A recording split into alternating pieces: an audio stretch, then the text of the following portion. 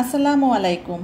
গরমে ঠান্ডা ঠান্ডা ফালুদা খেতে অনেকেই পছন্দ করেন, আর যাদের কাছে ফালুদা তৈরি করা ঝামেলার মনে হয় তাদের জন্য ফালুদার খুবই সহজ একটি রেসিপি নিয়ে চলে আসলাম। আজ আপনাদেরকে তৈরি করে দেখাবো ম্যাঙ্গো ফালুদা, যেটা খেতে একদম রেস্টুরেন্টের মতো। আর এই ফালুদা তৈরির প্রসেসটা একদমই সহজ করে দিয়েছে রাঁধুনি ফালুদা মিক্স।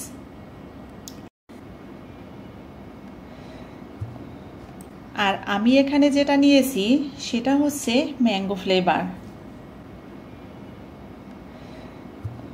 প্রথমেই আমি প্যাকেটটাকে খুলে নিচ্ছি, তারপর ভিতর থেকে যে ছোট ছোট প্যাকেটগুলো আছে সেগুলো বের করে নিব।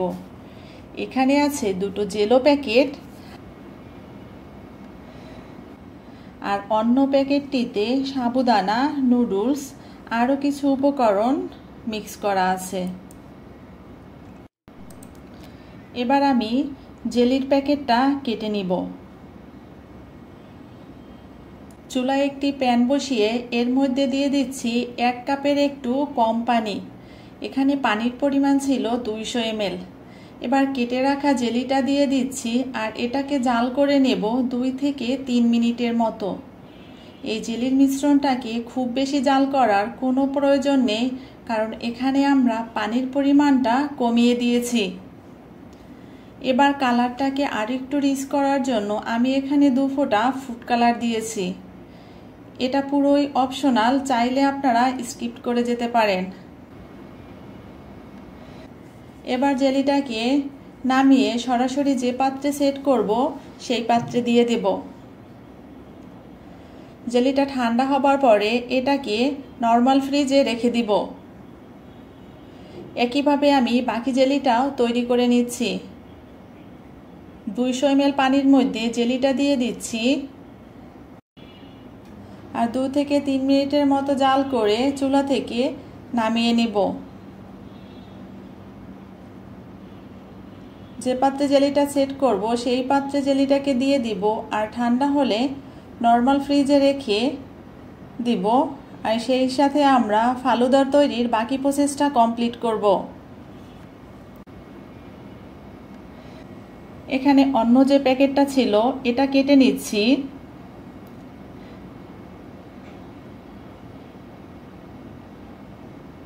এর মধ্যে আছে নুডলস, সাবুদানা, চিনি, কিশমিশ। এই ফালুদা তৈরি করতে আপনাকে বাহির থেকে কোনো কিছু এখানে আর অ্যাড করতে হবে না। চুলায় একটি প্যান বসিয়ে দিয়ে এর মধ্যে দিয়ে দিচ্ছি 4 কাপ লিকুইড মিল্ক। মিল্কটা আমি আগে জাল করে কিছুটা ঘন করে রেখেছিলাম।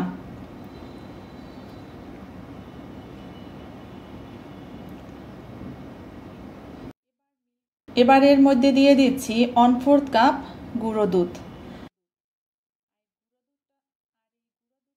আর এই গুঁড়ো দুধটা দেওয়ার অবশ্যই চেষ্টা করবেন, এতে করে ফালুদার টেস্টটা খুব ভালো হয়।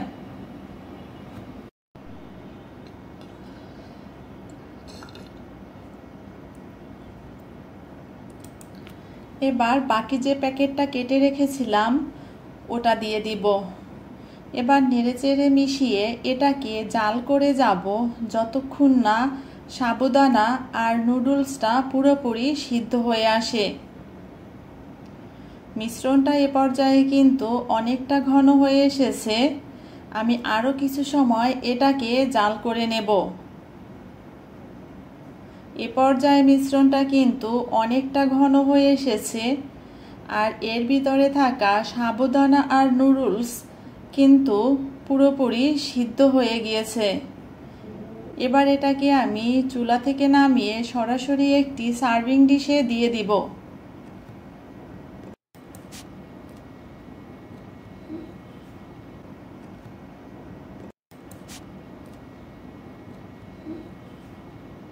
ফালুদার এই মিশ্রণটা ঠান্ডা হবার পরে কিন্তু আরও অনেকটা ঘন হয়ে আসবে।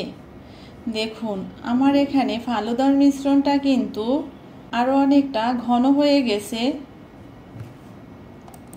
এ পর্যায়ে এসে আপনার যদি ফালুদার মিশ্রণটাকে খুব বেশি ঘন মনে হয় তাহলে এতে একটু লিকুইড মিল্ক অ্যাড করে দিবেন। এবার এর মধ্যে আমি ফ্রুটসগুলো দিয়ে দিচ্ছি কলা, এবার দিচ্ছি কিছু আপেল কুচি, দিয়ে দিচ্ছি কয়েকটি আঙুর কুচি করে, এবার দিয়ে দিচ্ছি আনার, আর দিয়ে দিচ্ছি কিউব করে কেটে রাখা আম।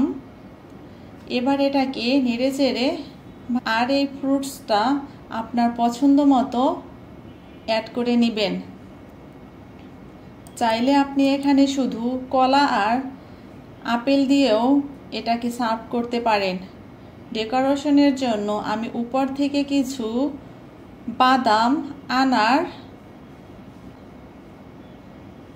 আঙুর দিয়ে সাজিয়ে দিচ্ছি। এবার দিয়ে দিচ্ছি কয়েকটি চেরি, আর দিয়ে দিচ্ছি কিশমিশ, আর সেই বানিয়ে রাখা জেলিটা দিয়ে দিচ্ছি। দেখুন ফালুদাটা দেখতে কতটা লোভনীয় হয়েছে, আর এটা খেতে কিন্তু ভীষণ মজার। গরমে ঠান্ডা ঠান্ডা ফালুদা খেতে ভীষণ টেস্টি হয়।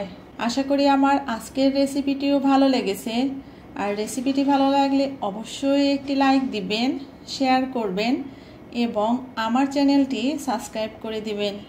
দেখা হচ্ছে নতুন কোনো ভিডিওতে। আল্লাহ হাফেজ।